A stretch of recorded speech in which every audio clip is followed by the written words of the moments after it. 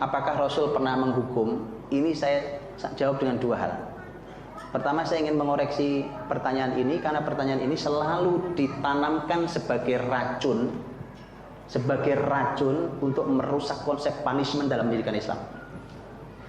Oleh para trainer ini ditanamkan sebagai racun karena begitu membahas tentang umpamanya menghukum sampai memukul dalam pendidikan Islam, kemudian oleh para trainer pendidikan, oleh para ahli pendidikan hari ini dikatakan, tapi Rasul kan nggak pernah mukul, Rasul kan tidak pernah nyambuk, dan seterusnya. Antum lihat, ini kalimat racun. Dia tidak sadar, mereka ini tidak sadar bahwa mereka menghina Nabi. Kenapa menghina Nabi? Lihat Pak, saya saja orang yang bukan siapa-siapa ini, kalau saya mengeluarkan kalimat, saya mencoba komitmen dengan kalimat yang saya keluarkan. Ini Rasul keluarkan kalimat loh. Sekarang Anda katakan itu, seakan Anda ingin katakan bahwa Nabi tidak sama antara ucapan dan perbuatan. Itu penghinaan luar biasa pada Nabi kita Shallallahu Alaihi Wasallam. Nabi orang paling komitmen terhadap kalimatnya, sangat komitmen terhadap kalimatnya.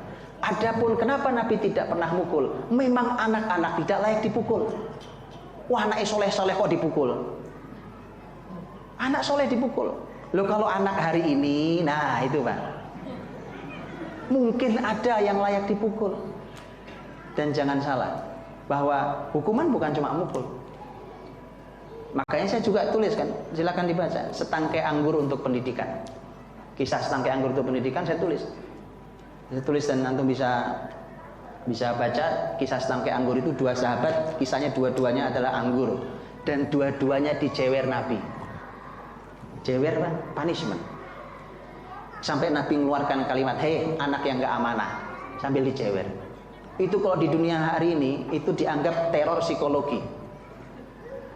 Teror psikologis. Dianggap begitu. Atau melihat, tapi ini Rasul, hasilnya luar biasa. Silahkan baca, salah satu sahabat dicewer adalah Nu'man bin Bashir. Sahabat Nu'man bin Bashir yang meriwayatkan hadis innal halala bayyin wal harama bayyin wa bainahuma umurun mustabihat dan seterusnya. Yang halal jelas, yang haram jelas, di antara keduanya ada yang syubhat dan seterusnya. Itu sahabat Nu'man bin Bashir radhiyallahu anhu itu pernah dicewer Nabi waktu kecil. Begitu, ya. Nah, yang kemudian yang kedua, tadi Mas ini jadi racun, Pak. Yang kedua bahwa apakah Nabi pernah melakukan punishment? Iya, tadi bukti ya, Nabi pernah jewer. Nabi pernah memaksa, dan ini sering saya sampaikan, Nabi pernah memaksa untuk mengeluarkan korma dengan paksa, dengan jari beliau yang dipaksa dimasukkan ke mulut cucunya yaitu Hasan. Karena korma yang dimakan adalah korma sedekah. Dan Nabi katakan, apa kau tidak tahu nak Hasan bahwa kita ini keluarga yang tidak boleh makan harta sedekah. Karena Nabi dan keturunan tidak boleh makan harta sedekah. Dikeluarkan paksa itu buat anak. Antum ya kan? Itu ketegasan yang luar biasa. Mungkin jadi menjadi sebuah punishment buat sebagian mereka. Keinginannya sudah mereka nikmati itu ternyata dipaksa untuk ditarik. Anda tahu anak Anda sudah biasa main handphone, tiba-tiba Anda putuskan tarik handphonenya. Punishment bukan? Punishment. Dan itu dilakukan Nabi terhadap Hasan, padahal Hasan masih kecil saat itu. Nah, tinggal kemudian antum harus pelajari bahwa punishment itu kapan diberikan, sebesar apa, hukumannya jenisnya apa, kapan harus berhenti menghukum, urutannya seperti apa, itu semua harus dipelajari. Saya ringkaskan sebagai penutup satu kalimat untuk tema punishment adalah, ini disampaikan menarik di salah satu buku pendidikan Islam, bahwa yang namanya hukuman itu dalam pendidikan Islam itu sesungguhnya seperti obat. Hukuman itu kayak obat. Kalau nggak sakit ya nggak dikasih obat. Paham ya? Kalau nggak sakit dikasih obat, malah bahaya. Betul kan? Malah bahaya. Satu. Yang kedua, yang namanya obat itu ada tahapannya, Pak. Kalau cuma baru demam apa anget-anget badannya, janganlah antum kasih apa yang langsung ngebom antibiotik, bahaya. Dia mesti punya tahapan. Kalau memang pada level yang sangat tidak mungkin, kecuali harus amputasi kakinya. Itu namanya sesuai dengan keadaannya. Antum paham itu? Ini obat begitu. Kemudian yang juga tentang tema ini adalah yang bisa memutuskan dia berhak diobati dengan apa, dengan kadar berapa adalah mesti seorang dokter atau seorang ahli kesehatan, betul kan? Makanya antum harus jadi ahli itu, karena di rumah ada anak-anak kita, antum harus ngerti yang begini ini hukumannya apa ya, kayak yang begini ini hukumannya sampai level mana dan seperti apa, bagaimana caranya dan seterusnya, ya dipelajari. Ini ringkasan. Wallahu a'lam bishawab. Jadi intinya memang ada sebenarnya dari Rasulullah SAW, tapi memang ada amannya seperti itu. Dan ini pertanyaan terakhir. Saya seorang guru di SMK Negeri di Balikpapan. Di sekolah saya ada beberapa anak-anak yang memiliki penyimpangan LGBT. Bagaimana mengatasi persoalan tersebut? Bahkan tidak sedikit sebagian dari mereka dimanfaatkan oleh komunitas LGBT Balikpapan untuk gabung di komunitas tersebut. Mohon solusinya. Ya, teman-teman, ini harus melibatkan orang tua, bapak ibu guru. Kalau nggak bisa ngatasi sendiri nih. Kenapa? Lihat, Rasul sampai mengatakan dalam ini tentang tema mereka yang punya penyimpangan seksual ini, itu sampai Nabi SAW mengatakan usir mereka dari rumah kalian. Antum pernah dengar hadisnya? Akhrijuhum min buyutikum, usir mereka dari rumah, sampai begitu loh Pak. Tapi memang harus antum pahami dengan baik hadis ini. Tentu setelah antum melakukan semua treatment, pengobatan, upaya untuk ini segala macam, oke. Setelah itu ketika memang juga tidak manfaat, maka jangan sampai di rumah ada korban berikutnya. Maka Nabi sampai bilang usir dari rumah kalian. Itu detail dibahas oleh para ulama. Artinya sekolah nggak bisa sendiri, mesti melibatkan rumah. Dia mesti duduk sekolah dengan orang tua, panggil orang tuanya, kemudian duduk diskusi, kemudian kita buatkan perencanaannya. Nah, perencanaannya seperti apa itu harus didalami dalam Islam seperti apa.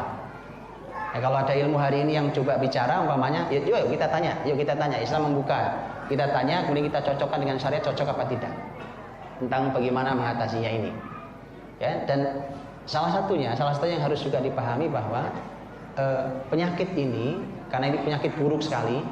Ini penyimpangannya sudah luar biasa, tidak normal, sudah sangat tidak normal, ya kan? Yang hari ini coba untuk dinormalkan, dalam tanda kutip, ya tidak. Ini abnormal yang dianggap normal hari ini, ya, dan mulai banyak orang tidak normal itu. Maka ini memang harus disadarkan bahwa ini tidak normal sebenarnya. Karena kalau ini diakui sebagai sesuatu yang biasa, normal, bahkan ini adalah kebebasan berekspresi, ya kan? Kemudian innalillahi, kalau yang bicara itu adalah orang penting di negeri ini di bidang agama, kan lebih bahaya lagi. Antum bisa bayangkan musibah negeri ini. Antum bisa bayangkan itu. Dan Rasul sudah pernah katakan, itu kalau banyak orang-orang berperilaku seperti itu, salah satu musibah besarnya adalah persis seperti zaman Nabi Lut alaihissalam. Itu akan ada ambles bumi, Pak. Buruk sekali keadaannya. Maka dari itu, inilah yang teman-teman harus disadarkan di mereka tentang bahwa ini memang ini bukan normal, ini bukan kebebasan, ini nggak normal. Kemudian juga namanya penyakit itu harus dipahami tentang sumber masalahnya. Sumber masalahnya, karena kadang-kadang sumber masalahnya itu kalau sumber masalahnya selesai, insya Allah selesai, Pak. Lebih mudah menyelesaikannya. Sekarang cek dulu apa sumber masalahnya. Dan sumber masalahnya bisa macam-macam. Bisa jadi mungkin cuma masalahnya masalah salah gaul dari korban di pergaulan. Cuma kenapa dia bisa masuk ke situ tiba-tiba? Orang kalau normal, Pak, kemudian tiba-tiba gabung dengan komunitas LGBT, itu masih nggak mau, mesti jijik, Pak, nggak mau. Ya, tapi kok bisa dia gabung ke situ? Itu bisa ada pertanyaannya.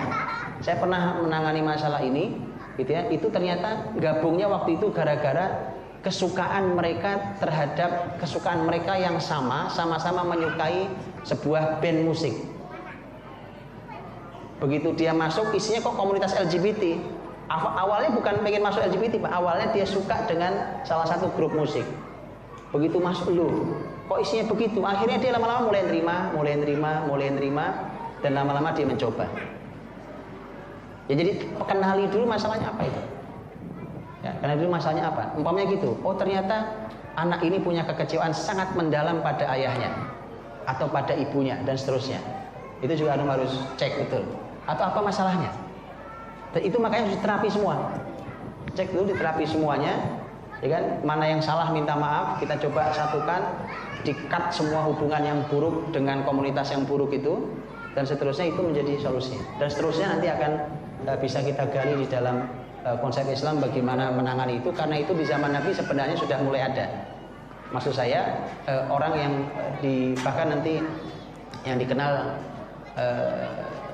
laki-laki ke perempuan-perempuanan, ya, maksud saya, gitu ya. Bukan pola yang seperti hari ini, tapi itu saja tidak boleh dalam Islam. Laki ya laki beneran, ya kan, perempuan ya perempuan betulan. Ya, jadi nggak ada laki setengah perempuan. Laki-laki KW itu nggak ada, Pak. Dia mesti laki betulan, perempuan ya perempuan betul. Ya, begitu.